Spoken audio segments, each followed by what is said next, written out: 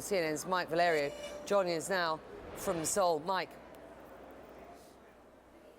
Well, Becky, I can tell you I ran over here to the Bureau. I live just a couple minutes away. We are in the heart of Seoul, and police are on their phones calling each other, calling families and loved ones, asking what is going on. To say that this has thrown the country into disarray is perhaps the understatement of the evening right here. As you mentioned, an unplanned televised address saying that martial law is needed in this bastion of stability in East Asia in order to weed out the country of pro-North Korea, quote unquote, pro-communist forces. Certainly, the government of Yoon Yeol, conservative politician here in South Korea, very weak since he was elected into office several years ago. The opposition now, the leaders of the opposition forces heading to parliament a couple kilometers away from where we're broadcasting at the moment, saying that this is an illegal move and doing what they can in the next few hours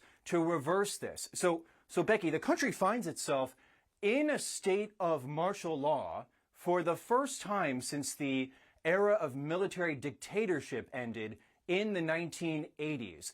And what we are trying to figure out is how exactly declaring martial law forwards the goals that the president set out in his speech of trying to weed out anti-North Korean and anti-communist forces. He told the nation and told members of the National Assembly in his televised address that the government that he presides over has been, in his view, paralyzed with opposition forces, members of the National Assembly, trying to impeach him and trying to impeach several ministers in the government. But why exactly the opposition forces trying to exert their constitutional power has led to this historic move in an instant?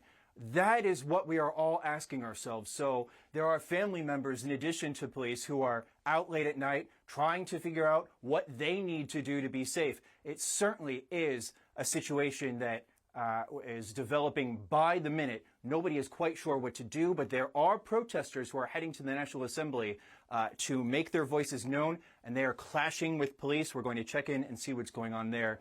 But in the meantime, Becky, we will send it back to you. Yeah, it's good to have you. We'll let you go. We'll have you back as soon as you have more. That's the breaking news out of South Korea. Mike's on the story for you. We will be